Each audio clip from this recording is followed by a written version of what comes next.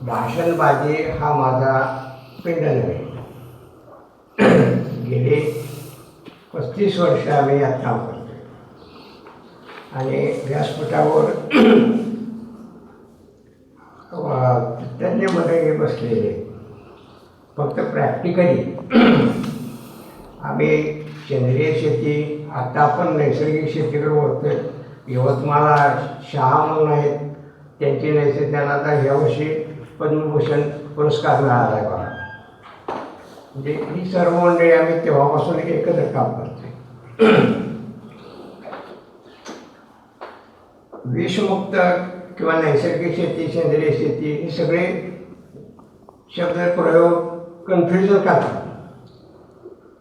म्हणजे मग त्याच्यावर टीका टिप्पणी ही आम्ही आता 32-33 वर्ष झालं घ्यायचं. त्याच्याकडे न वाचता, आपण टीका न करता स्वतःचं आरोग्य कसं संरक्षित राहायचं आणि स्वतःचं आरोग्य जर सुरक्षित ठेवायचं असेल तर जमिनीचं आरोग्य हे असलं तरच टिकतं, अन्यथा नाही. देशी गाय हा एक, त्याला एक पाया आहे. देशी गाईचं गोमूत्र, शेण सगळेप्रमाणे सरमानतील, म्हणजे जीवामृत आहे, घनजीवामृत आहे, सगळे आम्ही प्रयोग केलेले आहेत. त्या 33 वर्षात आम्ही कुठलाही प्रयोग ठेवला. फक्त एक नशीब आमचं चांगलं,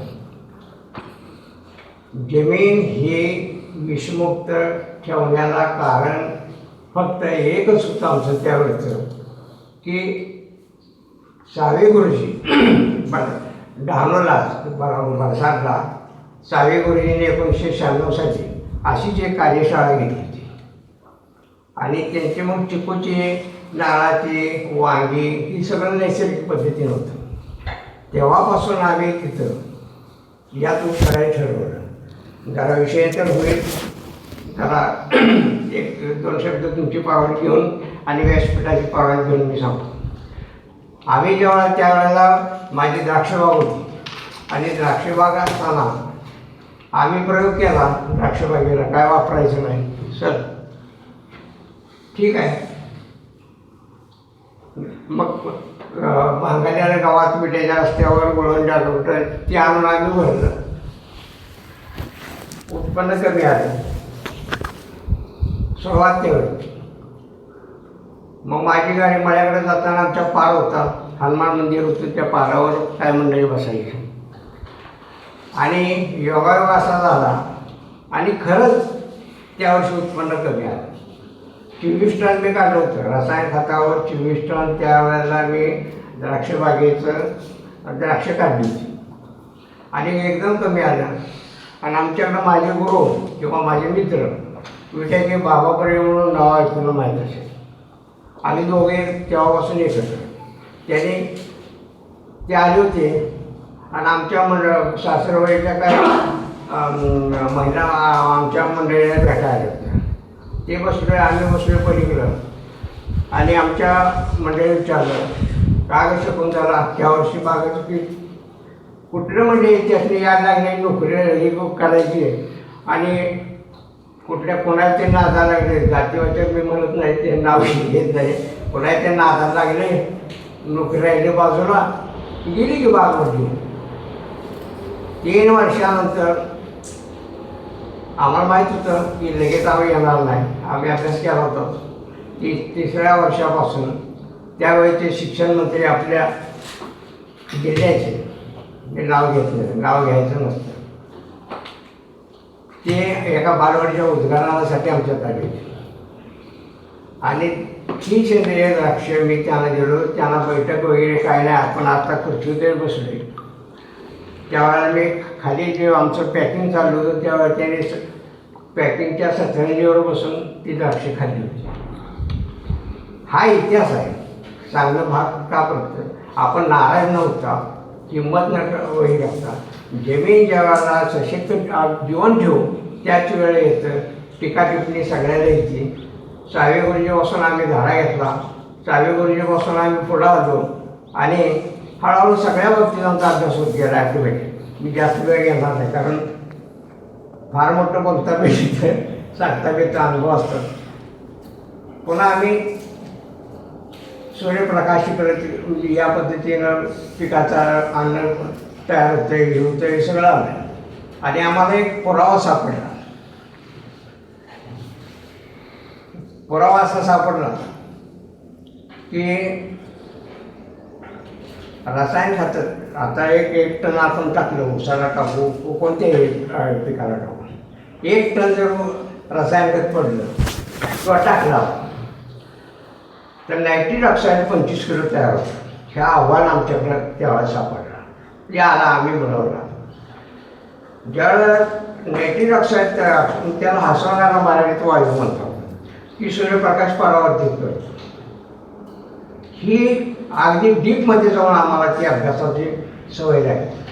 अशा पद्धतीनं आज तागायत ह्या 35 वर्षात कधीही रसायन खताचं आणि त्यावेळेला घातलेली द्राक्षबाग आत्तासुद्धा उभी आहे. आत्तासुद्धा तोच मंडप टाटाचा माझ्या नाही त्यावेळेचं टाटाचं होतं आणि एक मुद्दा मध्येच सोडला, पारापासून गाडी गेली की सगळं गाव माझ्यावर टीका करायचं. त्या अण्णासाहेबांना भेट लागली, काहीतरी करत बसले, गेलं सगळंच गेलं. परंतु या 35 वर्षात एक नया पैसा कर्ज नाही. क्या बात आहे. हे त्याच्यावर मी काय बंगला बांधला नाही, असा काय नाही, हाय झोपडीचं राहिलं. बरं तसलं काय नाही, साधी राहणे उच्च असणे या पद्धतीने शेतकऱ्यांना जावं. जर शेतकरी नाही गेला तर आपण आपल्या जमिनीशी फारकत घेऊ शकतो. कारण त्याचं एकमेव कारण असं आहे की जमीन असली तर देश टिकू शकतो. हे जे अभियान आहे हे वर्ध्याला मी 3 वर्ष डाळिंबावर कन्सल्टन्सी इथून जाऊन दिली होती पूर्ण शिंदेमध्ये. तेव्हा नांदी फाउंडेशनचं आमच्याकडं तज्ज्ञ मंडळीचं तर त्याला 13 बी व्यक्ती कोणतरी म्हणतं डाळिंबचं आता सगळ्यांनी काय सांग डाळिंब हां तेऱ्यामुळं सगळे डाळिंब गेलं. बरोबर. आज तागायत 1910 पासून मी तेऱ्या येऊन दिलेलं नाही. सगळे जीवन सोडो ट्रायको पेशलमायसिन हे सगळं वापरतो. एक सूत्र कमी होऊन देत नाही, 2 पेशलमायसिन वापरलं, गुळ घालून जमलं.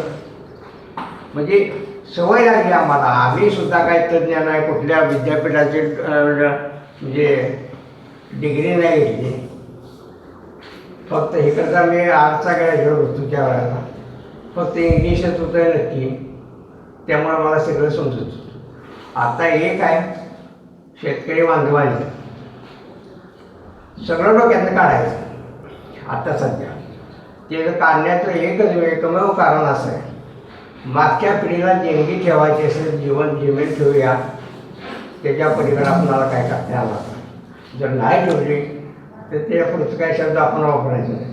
कारण ह्याच्यावरच पूर्ण देशाचा स्वाभिमान किंवा देशाचा अन्नपुरवठा हा होतो. आणि सगळे आपण बातम्या न ऐकता शेतीची निगा जिवंत विषमुक्त कशी राहील तिच्याकडे मग पाळेकर आहेत, आमचे सुभाष पाळेकर आहेत, ही सगळी मंडळी आहेत. चांगलं तेवढं घेऊया, त्याच्यावर टीका टिप्पणी नाही, हे तुला येत नाही ना माझं नाही. फक्त एक विषारी काय द्यायचा नाही, म्हणजे रसायन काय जरा कमी करूया, हळूहळू कमी करा. लगेच कमी केलं तर काय रिझल्ट येत नाही मी नेहमी सांगतो. पण 3ऱ्या वर्षी 100% ह्याच्यावर येतो आपण विषमुक्त अन्न म्हणजे रासायनिक विरहित शेती करू शकतो. आता आंब्याचा एक प्रयोग केला. आंब्याची रोपं घेतो आपण सर, आंब्याची रोपं घेताना कर्म करूनच घेतो. आता ते कोया कुठले असतात काय आपल्याला माहिती, जरा अभ्यास केला आम्ही. बऱ्याच ह्याला मी भेट दिली होती म्हणजे नर्सरीला. ती गोळा करून आणतात, मग ती केशरची बी असते, हापूसची बी असते, त्याला काय देशीची बी नाही. पण एक आमच्या डोक्यात होतं की देशी आंब्याचे झाड त्याचा जो मूळ आहे बुंदा आहे म्हणा, हा बिन पाण्याचा येतो. मग देशी आंब्याच्या कोया आम्ही केल्या गोळा, आणि आम्ही गोळा बी आमच्याकडे होतं एक झाड, ते जे जून महिन्यात मी टाकले खड्डे काढून रोपं एवढे आहेत त्याच्यावर केशर आणि हापूसचा डोळा भरला. आज त्या झाडाला जरी पाणी कमी पडलं तरीसुद्धा आंबे लागतात. हे आपलं आहे. म्हणजे भारत हा वैभवशाली पूर्वीचा होता का होताच हे कुठेही सापडू शकत नाही. देशी ज्या आंब्याचं मूळ आहे किंवा त्याला काय आपण म्हणतो वान हां, तर त्याच्यावर डोळा भरा आणि डोळा भरायला किती 5-10 रुपये जातील हे रोप घालण्यापेक्षा आला ते झाड त्याला काय आम्ही औषध मारलेलं नाही काय करतो आपण छटणी घेतो आम्ही म्हणजे छटणी बस खर्च कमी उत्पादन या पद्धतीनं. आता उसावर मी सांगेन तर लांबसरी मी काय सांगणार नाही सर सांगते कारण उसाची पाचट आहे. काडी न राहता पेटूचा न राहता आता सगळीच करायला लागली. पोटॅश भरपूर मिळतं. इतक्या डिटेलमध्ये जाण्यापेक्षा तुम्ही माझे 2 शब्द शांत चित्तीने आणि जरा काळजीपूर्वक माझं लक्ष सगळीकडे आहे पाठीमागून इथंकडे फक्त खर्च कमी करा आणि शेती पिकवूया तरच हे टिकतं अन्यथा नाही. म्हणजे आपण हे लक्षात त्याला जर ती बोलते पण फक्त ज्या दिवशी आपण शेतीशी ती मातृभूमी आहे किंवा माय आहे आपण 3 माता मागतो. जन्ममाताची आहे, गोमाता म्हणजे देशी आहे आणि काळी आहे म्हणजे या पद्धतीचं संकल्प गेल्या 30 वर्षात ठेवून मी हळूहळू वाटचाल केली. कोणाशी वैरत्व बाळगलं नाही, कोणावर टीका नाही काय बांधलं म्हणून मला हे साध्य करा. सगळ्यांचे आभार आभार मानण्यापेक्षा तुम्ही माझे 2 शब्द मोडके तोडके लेक्चर देणं वेगळं, प्रॅक्टिस करणं वेगळं आणि प्रॅक्टिकली वेगळं यात 3 फरक आहेत. अगदी तुफान भाषण केलं की मग ती वक्ता सांगतात असं आपल्याकडे होते. पण तुफान शेतीच करूया, काय अडचणच नाही, खर्च कमी करूया एवढे बोलून माझे